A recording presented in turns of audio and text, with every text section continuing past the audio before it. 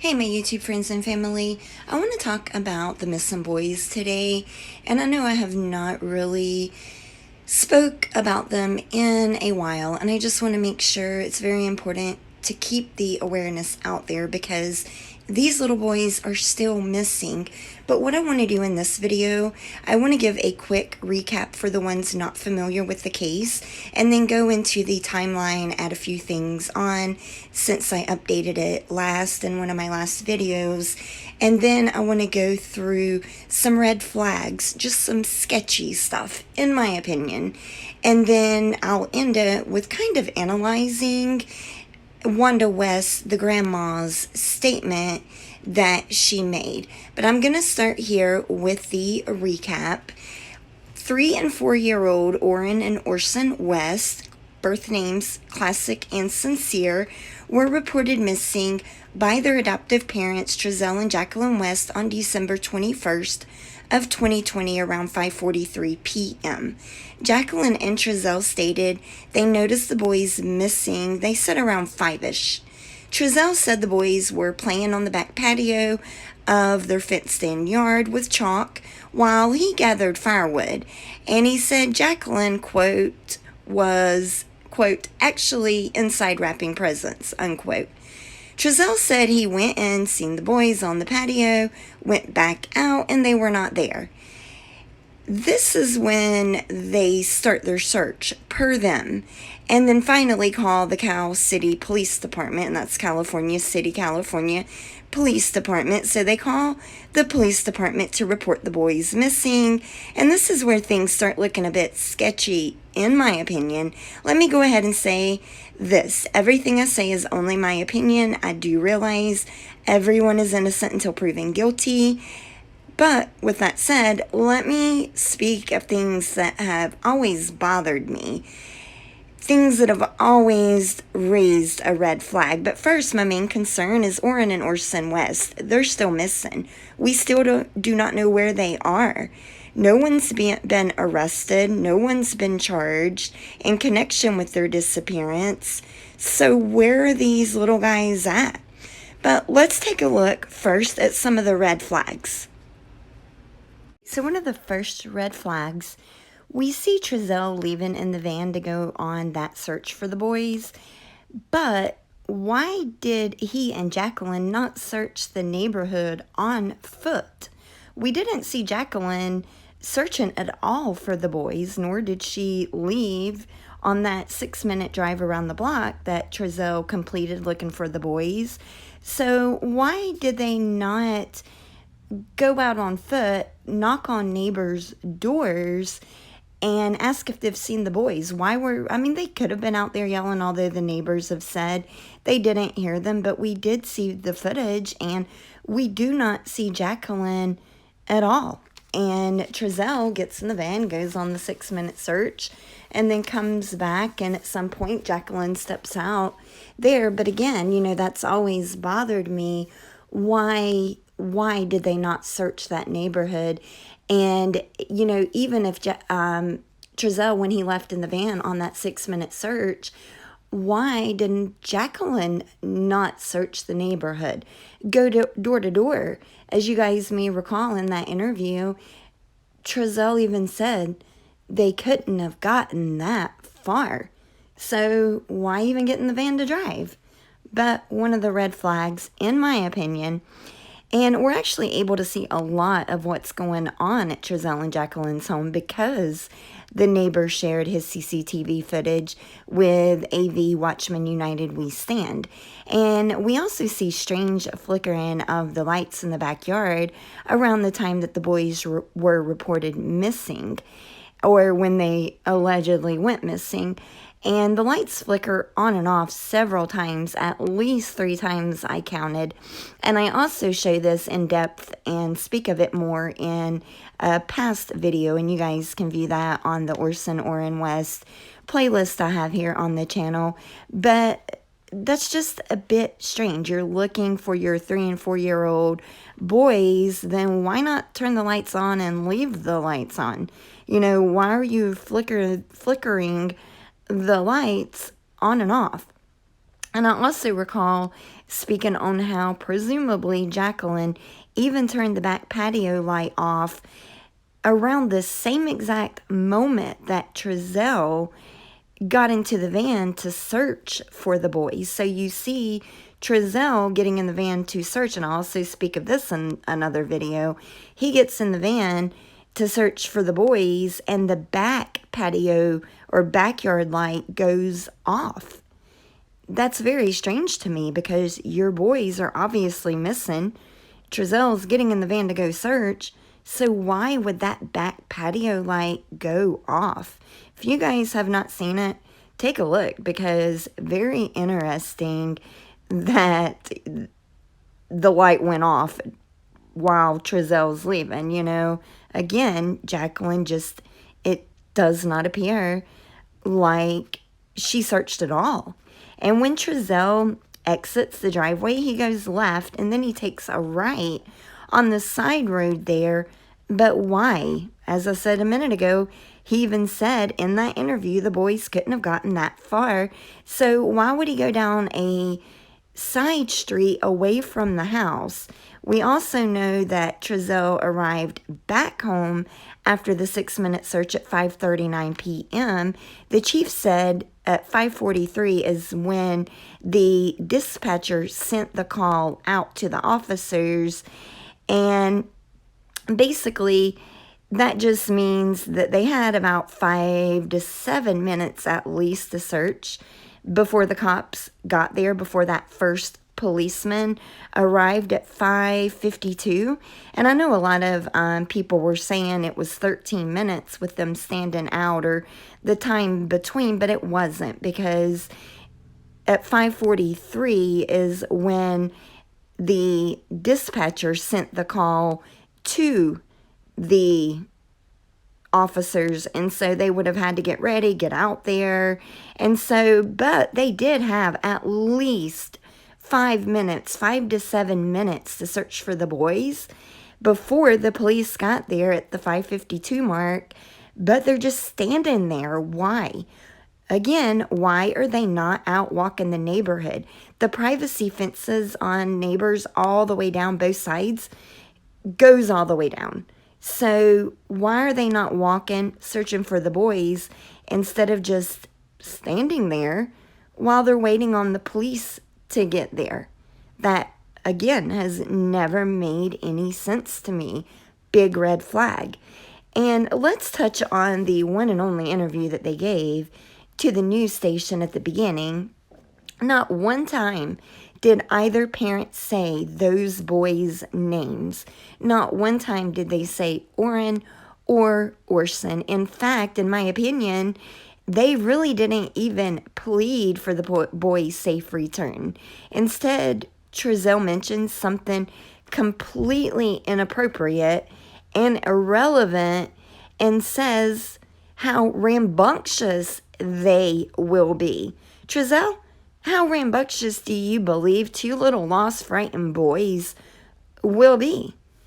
Jacqueline also mentions how they searched for Orrin and Orson, yet we never see her outside until Trezell arrives back from his 6-minute search, and then it appears they're only standing there.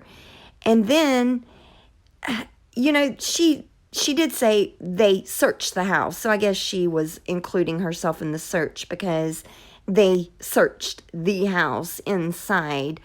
But once he realized he left that back gate open, like he says, he realized he left the back gate open. Once he realized that, why would he go back in and search the house? Right? Why would you not go out of that open gate, the gate you left open, and search? That's never made sense to me. Why would you go in the house and search for the boys in the house when you know as well as I do, if 2 little boys, 3 and 4 years old, were to come in, you're going to hear them. And there's 2 of you, Trezell and Jacqueline. So you're telling me 2 little 3 and 4 year old little boys possibly could have gotten past both of you, and so you felt the need to search the house before you left? That just makes no sense to me. And again, it doesn't take two people to search the house. So why did Jacqueline not search the house? Trezell run out the gate and search it. Just one of the many red flags in my opinion. Next red flag, in my opinion, Jacqueline says that she has more recent photos of the boys, considering the ones that are out are from 2019, but we still do not have updated photos of the boys. Why? I do remember the police chief Walker, confirming that Jacqueline and Trezell did receive their phones back, and he also confirmed there looked to be more recent photos of the boys on their phones. So why have those not been released? And I recall Chief Walker saying he doesn't know why he cannot speak to them, is something along those lines is what he said in regards to that. But very strange, just strange to me that you're the parents but don't want updated photos out. Why would you not want updated photos of your boys, Trezell and Jacqueline? Why? And the next, I guess, a red flag, we're all different. I don't really want to get much into it, but body language. As we all know, everybody handles situations differently. So who am I to speak bad about the constant swaying, the arms crossed the entire interview? I will say this, though. They fed off of each other's words. It's like one would start a sentence, the other would finish it. And they did that throughout that interview. And I do also remember when they were searching, or when Trezell went on that 6-minute search drive, he said he asked someone, if, I guess a neighbor, if he had seen 2 black little boys, but I've not heard anything more about that. So have you guys any updates on that? Has someone came forward and I somehow missed it? But let's talk about the polygraph for a minute, another red flag to me. And yes, although I do realize they aren't the most accurate tool, however, they are of assistance and they help out when other tools are in place and used. So with that being said, I remember Trezell and Jacqueline saying in their interview that they were fully cooperating with the police and didn't even know why the police obtained a search warrant, because they wouldn't have had to. They would have showed them, let them in to look at anything they wanted to do. So, they were fully cooperating with the police. So why, and I can't say they did or did not take a polygraph. Fact is, we don't know. The chief was asked, did they? He would not confirm either way. He just said that he's not going to say whether they did or not. So that was really interesting, because in my opinion, if they took one and they felt it, then yeah, I could see him saying that. But I guess him saying either way, I just don't believe they took one and passed, or else I do think he would have said, oh yeah, they passed the polygraph. But again, just strange that Chief Walker will not answer the question on if they took a polygraph. And I'm just curious to know, simply because they were both saying that search warrant was not needed at their home on Aspen Avenue in California City, because they were cooperating and would, let the police do what they wanted as far as searching. So again, just curiosity.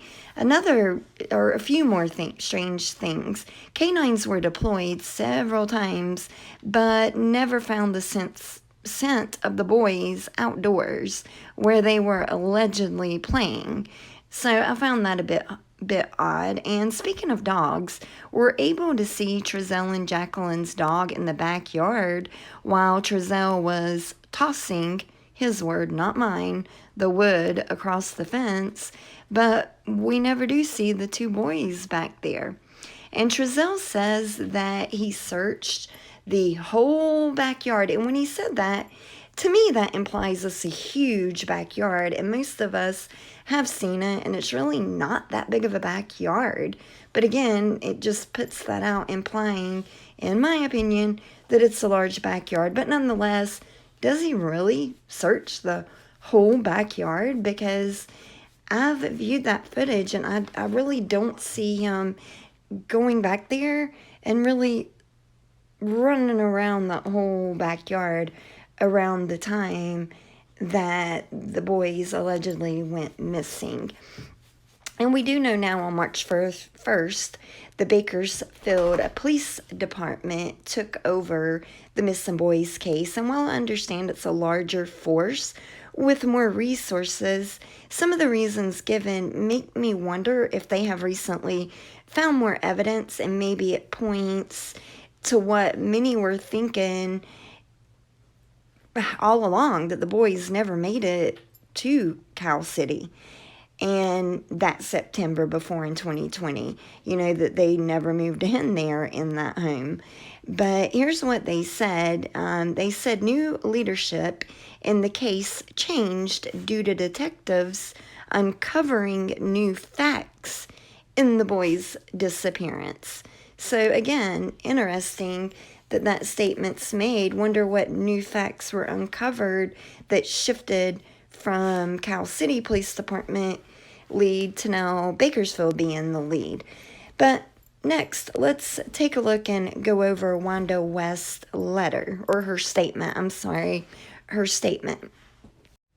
Okay, let's go ahead and read and kind of analyze this letter by Wanda West, and it's posted on the Medium site, Find Our Boys, and I've read it aloud already on the channel, but I want to, like I said, analyze it. So it says, this is from Wanda West, March 28th of this year. Please help return my babies, a grandmother's plea. All right, when I learned that two of my grandchildren, the youngest, Orrin and Orson, had disappeared this past December from their home in California City, I was devastated. I am still devastated and in disbelief more than 3 months later that this has happened to these innocent babies and they have not been found. That they are not safe and sound at home with us is horrendous. Less than 18 hours after their disappearance, we made the heart-wrenching choice to place their 4 brothers, my other babies, in the hands of the FBI for their protection. I've got a bit of an issue with that statement because Chief Walker plainly said the other children were placed in foster care, but yet Wanda's saying the family made a decision to put the other children in the hands of the FBI. Since when does the FBI even take children in? But nonetheless, that's what she has written here. She goes on to say, we had no clue what was happening or who was out there, and in an instant, all 6 of my grandchildren were gone. Out of my reach, I was shocked, hurt, worried, upset, and confused. And I also found that a little odd. We had no clue what was happening or who was out there. I would like to know just what she means by that statement there. Then she writes, today I am still in shock, hurt, worried, upset, but not confused. I am clear that my purpose and mission is to get my babies back, all 6 of them. Again, very, very interesting statement that she put there. She's shocked, she's hurt, and she's worried, she's upset, but she's not confused. What does she mean by that? How can she not be confused? Are her grandchildren living still? Did someone take them? Abduct them? Were they sold? That's confusion in my head. So how can she be so certain of which one occurred? And why would she not be confused? But again, maybe you guys can help me out. Maybe I'm reading too much into it. Wanda goes on to say, someone knows exactly where Orrin and Orson are and what happened in December. Come forward. God and our family has already forgiven you, and you will be free from the guilt and burden I know you are carrying. Again, I have an issue with this. How, and I know we're all different, but how can you forgive someone that's allegedly taken your babies? How could you ever, especially when you don't have your grandbabies back? How is it possible to forgive that person?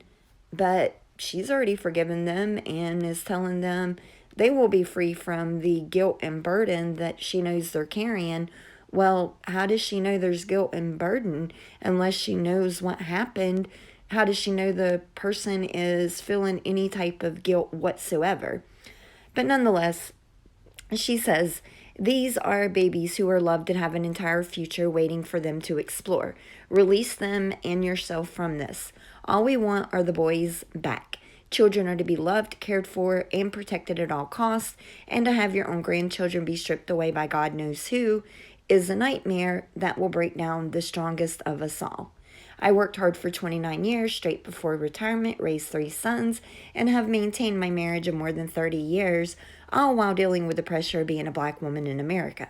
I never would have imagined in my 65 plus years on this earth that this would happen to my own.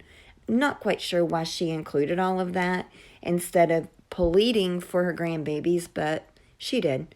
If you have read this far, please continue to support the actual search for Orrin and Orson. If you know something, please share truthful and fact-based information with the Bakersfield Police Department. Please continue to pray for my babies and their safe return. I believe one day we will wake up from this nightmare. One day. God bless. With love, Wanda West. Let me know what you guys think about that statement. As I've said, I've got several things read. I don't know what to feel about several things in this statement. Let me know what you guys think in the comments. Let's talk about this because, like I said, there's several things I just don't understand why she's saying some of the things she's saying. And as always, thank you guys for watching.